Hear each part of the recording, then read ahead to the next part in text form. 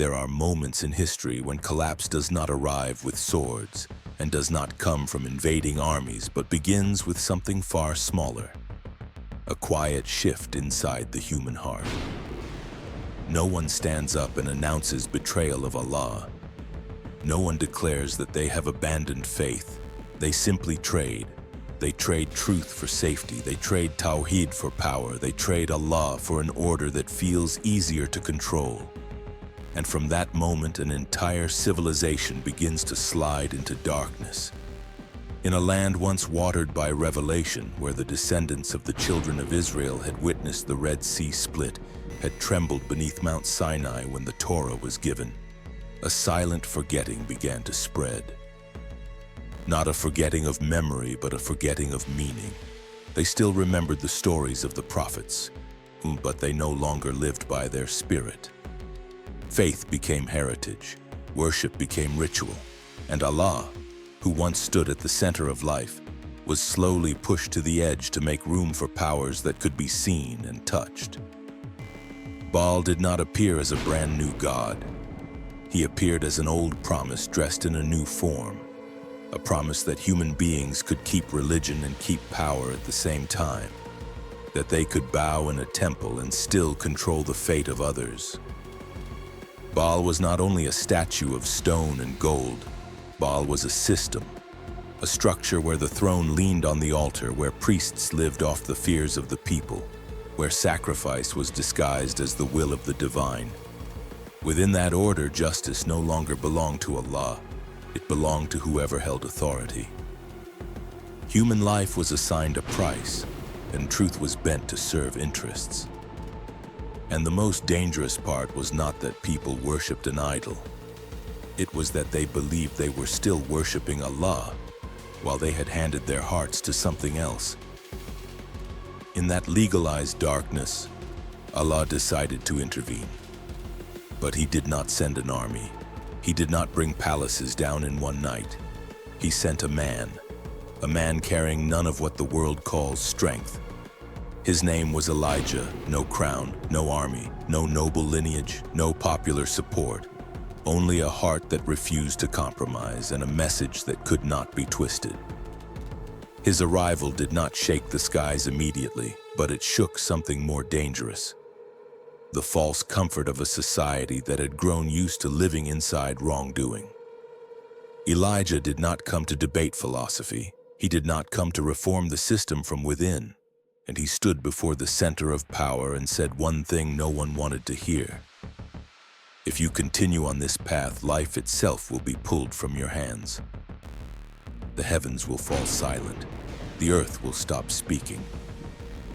And what you call blessing will vanish. That was not a threat. It was a warning about the law of Allah. No system, no matter how refined, can survive once it is cut off from the true source of life. And then, as if history itself held its breath, the sky began to close. No rain, no signs, no explanation, only the long absence of water. The rituals of Baal continued. The chants rose, the ceremonies multiplied. But each day the silence of the heavens grew heavier. The things once taken for granted began to disappear.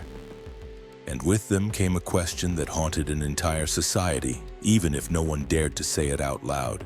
If Baal is truly a god, why is he silent?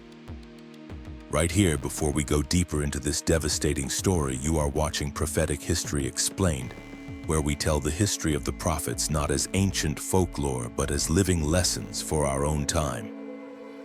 If you want to understand why Allah sometimes feels silent, why truth often stands with the minority, and how one solitary man can bring down an entire fabricated civilization, subscribe now and support us so we can keep producing deeper and more honest videos in the future.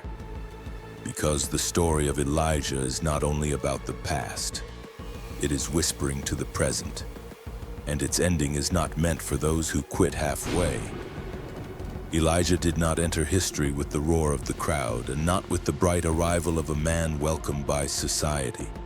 He arrived met with indifference, even contempt. In a court trained to hear flattery, inside a system convinced it could never fall. The presence of a man without worldly authority looked out of place, but that is exactly what made him dangerous.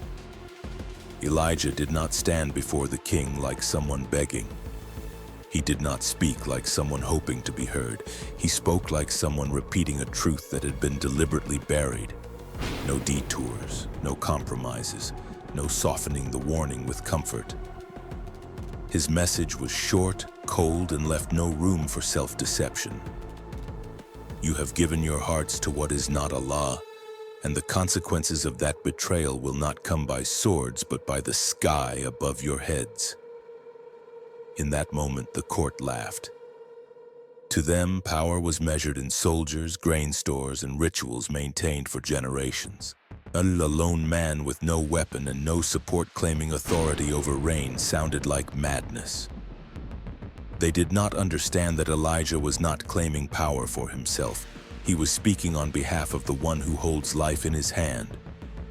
The warning was not meant to create instant spectacle. It was like a door closing slowly.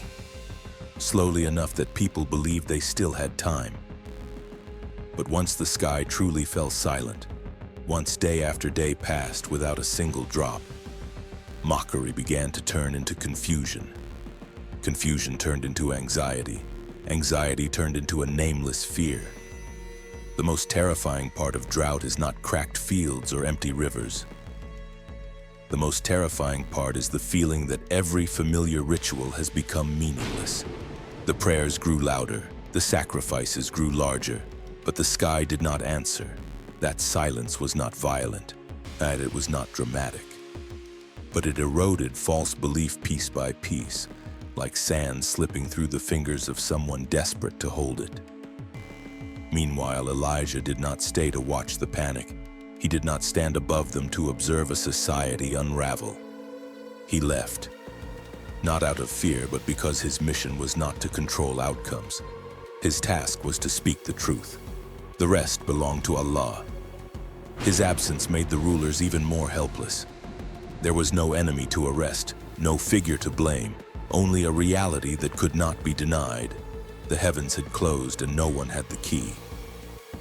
Excuses began to sound hollow. The predictions of astrologers failed one after another. And with every passing day, society moved closer to the question they had avoided from the beginning. What happens when human beings challenge the one who gives life? And the drought did not arrive as a sudden punishment.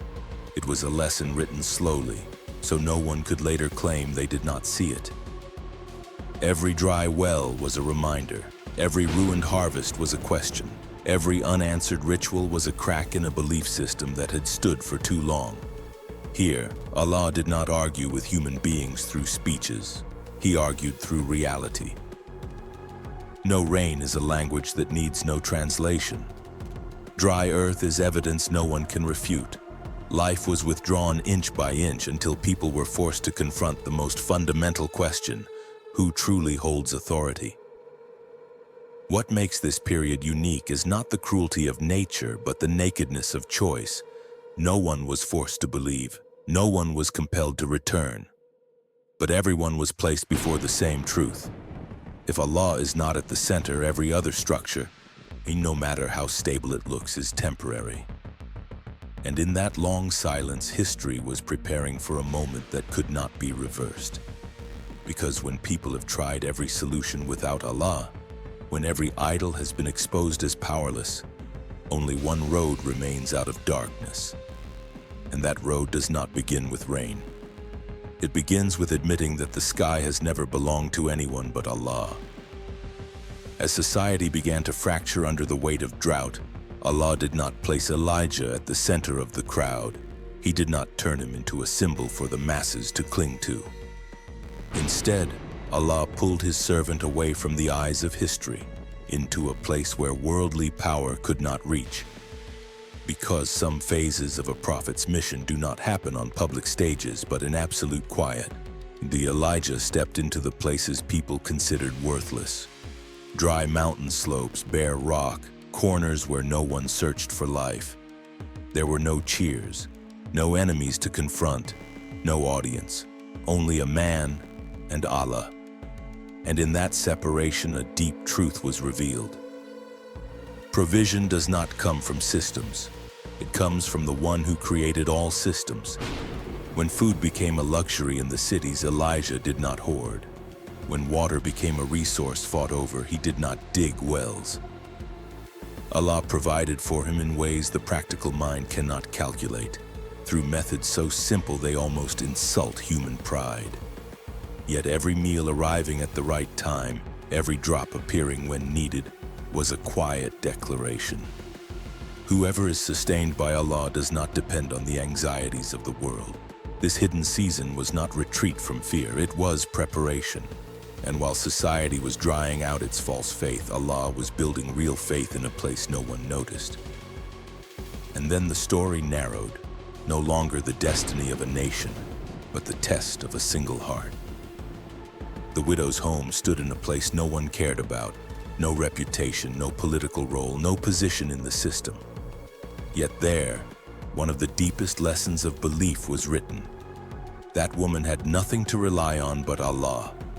No backup plan, no social safety net, only a decision in the harshest moment.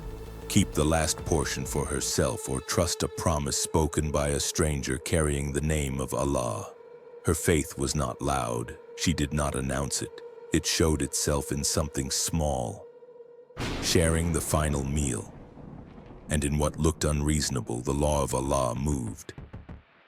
Flour did not diminish by the logic of human calculation. Its oil did not run out by the rhythm of consumption. Life was sustained not by math, but by repeated surrender, day after day. Allah did not make the widow wealthy. He did not give her abundance. He gave her enough. Enough to live, enough to believe, enough to wake up and know that today was not the last day. And that enough became a foundation for faith stronger than any riches. But the lesson did not end there. When the child, that fragile symbol of hope, collapsed and died, every earlier miracle seemed to lose meaning. That moment exposed a hard truth. Faith does not guarantee a life without pain. The widow did not rebel against Allah in open defiance, but her grief placed a question before every believing heart. If Allah is truly here, why would He allow this? Elijah did not answer with theory. He did not hide behind philosophy. And he responded with prayer, kneeling before the one he trusted completely. No crowd, no witnesses, no record in the halls of power. Only life and death facing each other inside a small room. And when the soul of the child was called back, it was not only a miracle of revival. It was a declaration that Allah does not merely control nature. He holds what human beings fear most, the final boundary of existence. Life does not belong to probability. Death does not have the last word. Everything returns to the decision of Allah. While palaces emptied under famine, one forgotten home became the place where divine power was witnessed. While grand rituals failed, a silent prayer was answered. Allah overturned the world's logic to teach an unforgettable lesson. He does not need a large stage to do great work. And He only needs hearts willing to believe when they have nothing else to hold. And from those quiet moments, history was being prepared for the day when truth would no longer hide. The final appointed day arrived, not like a battle between two armies, but like a trial before the conscience of an entire people. Mount Carmel was not only a mountain. That day it became the line between truth and illusion, between real belief and religion built to serve power. No one was forced to take a side, but no one was allowed to leave without making a choice. Elijah did not gather the people by promises. He did not promise wealth. He did not promise safety. He asked a question that had been avoided for years. Who is truly God? Not by tradition, not by number of followers, not by ritual, but by the power to answer. And on one side stood the priests of Baal. They arrived with everything human beings usually mistake for strength. The majority extravagant clothing, complex rituals, long history. Every motion was designed to impress. Every chant rose with the belief that if they were loud enough, if the pain was great enough, If enough blood was spilled, the heavens would be forced to respond. On the other side stood one man alone. No elaborate ceremony, no shouting, no stage. Elijah built an altar from rough stones unadorned, refusing to hide its simplicity. The contrast was not for drama. It exposed two completely different approaches to God, one trying to control, the other surrendering completely. When the priests began, their cries rose from morning until noon. They danced, they screamed, they wounded themselves, as if bodily pain could purchase attention from above. But the sky did not answer. Not one sign, not one spark. Only a long silence, heavy enough to crush every excuse. That silence was not accidental. It was the first verdict against an empty faith. With each minute, their performance grew more absurd. What once was called sacred now displayed its powerlessness. When it was Elijah's turn, he did not rush. He did not use their exhaustion to create a psychological advantage. Instead, he did something that left the crowd confused. He commanded that water be brought and poured over the altar. In a land burning with thirst, where every drop was weighed like gold, it looked like madness. But inside what seemed irrational, faith became clearest. The water was poured not once, but again and again, until no one could doubt, until every natural explanation had been sealed shut. When the altar was soaked, when the offering could not possibly catch fire, Elijah raised his hands and prayed, not shouting, not lengthy, only a simple request, like a child speaking to his father. And then what no one could stop happened.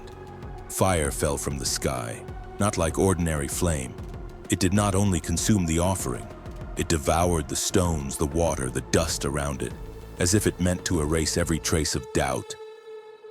This was not spectacle for the eyes, it was the final declaration. True power does not need decoration. The crowd fell down. No further argument was needed, no debate could survive. When truth is exposed fully, people either bow or they turn away. But no one can pretend they did not see. The collapse of the false system came faster than any uprising, and those who once stood above everyone lost their foundation. The rituals once praised became evidence against themselves, not because Elijah was powerful, but because truth cannot be buried forever. Yet Mount Carmel did not end with fire. It ended with patience. Elijah did not proclaim victory and leave. He turned toward the sea and waited. Not once, not twice, again and again. Every wait tested his own trust and the faith of those watching, because Allah is not bound by the pace of human beings. And when the final small sign appeared on the horizon, it was enough to change everything. Rain did not come as a reward for performance. It came as confirmation of steady surrender. The dry earth drank again. Life returned. But what mattered most was not the rain itself. And it was the moment people were forced to admit that truth does not belong to the majority and does not belong to power. It belongs to Allah, who answers when He wills in a way no one can manipulate. Mount Carmel ended like that. No room for ambiguity, no gray zone for compromise. From that day, history changed direction, and no one who witnessed it could ever say again that they did not know the truth. But public victory did not close Elijah's journey. It opened a different trial, deeper and heavier, because the most dangerous battles do not happen before crowds, but in the silent chambers of the soul. When the fire had faded and the rain had returned to the land, it seemed as if everything had been settled. Yet the stories of the prophets never end at the moment of glory. The threat came not from the crowd, but from offended power. A vow of revenge was delivered, cold and certain, not like a storm, but like a blade placed against the throat, promising to end him quietly. And before that threat, Elijah did not act invincible. He did not stand like stone. He trembled, he grew weary. He felt he had reached the edge of his strength. That moment did not reduce his worth. It made him real. Elijah was not a symbol forged from steel. He was a human being who had carried the weight of a mission too heavy for any human shoulders. In his exhaustion, he withdrew into solitude, not to escape responsibility, but to find again the voice that had guided him from the beginning. In a place without crowds, without enemies, without scrutiny, Elijah faced the silence inside himself. And there Allah did not arrive in violent signs, not in the wind, not in the shaking earth, and not in the fire that had answered him before. Allah came in something so gentle that only those who truly listen can recognize it. A presence that does not overpower, yet is strong enough to lift what is breaking. The message was not condemnation, it was reminder. That the mission is not carried by one man alone. That truth does not depend on emotional strength in a single moment. That even when the servant of Allah feels empty, truth continues to move by the will of Allah. And inside that gentleness, Elijah was given his purpose again. Continuation was not a backup plan, it was part of the design. Elijah was guided to Elisha, an ordinary man living an ordinary life. No grand announcement, no public ceremony, only a simple act carrying the weight of history, a cloak placed upon the successor's shoulders. From that moment, the mission was no longer tied to one name. It was transferred, secured, preserved. Elisha was not given power to replace his teacher. He was given responsibility to continue the path. This inheritance was not meant to protect a legacy. It was meant to keep the flame of truth from dying when one man leaves the stage. Elijah understood that a servant's greatest success is not only what they accomplish before the eyes of people, but what they leave for the generation after them. When the time of separation drew near, it did not appear as tragedy. No dramatic despair, no helpless grief. The road to the river was not the road of extinction, but the road of transition. The waters were parted not to perform for the crowd, but to affirm that the one who opened paths for prophets before was still opening paths for those he chooses. In Elijah's departure did not happen in darkness. It happened in a light beyond the limits of this world. Not as payment for victory, but as confirmation of a life fully surrendered. He did not leave a grave for people to fight over. He did not leave material inheritance for the world to divide. What he left was the mission, placed into the hands of the one who would carry it forward. And when Elisha took up the fallen cloak, it was not a moment of loss. It was a beginning. The road continued. The mission continued, because Allah does not bind truth to the existence of one individual. He binds it to the loyalty of hearts willing to stand when called. The story ends not with a final period, but with a reminder that reaches every age. Those who truly serve Allah may leave this world in different ways, but their mission never dies. And sometimes the sign of a life fulfilled is not how it ends, but what continues to walk after it ends. From this story, a deep lesson rises for every one of us today. We live in a world full of modern balls, status, money, power, public approval, and the fear of being left behind. These things rarely demand that we renounce faith out loud. They only ask that we move Allah out of the center so He stands behind other priorities. And that quiet shift is the most dangerous thing of all. Applying Elijah's story to modern life does not require any of us to confront an entire kingdom. It begins with small choices. Staying honest when lies offer advantage, holding firm to principles when compromise would make life easier, trusting the provision of Allah even when the road ahead is unclear. More than anything, and it is learning to accept that doing what is right does not always bring immediate comfort, but it always leads to lasting meaning. If you feel these stories of the prophets are not only about the past, but are shining directly into the battles inside our hearts today, join the Prophetic History Explained community so we can explore deeper lessons about faith, reliance, trials, and hope through prophetic history. And do not forget to subscribe. so you support us and give us the strength to keep creating content that helps every one of us understand how to stand with truth in a world that keeps changing.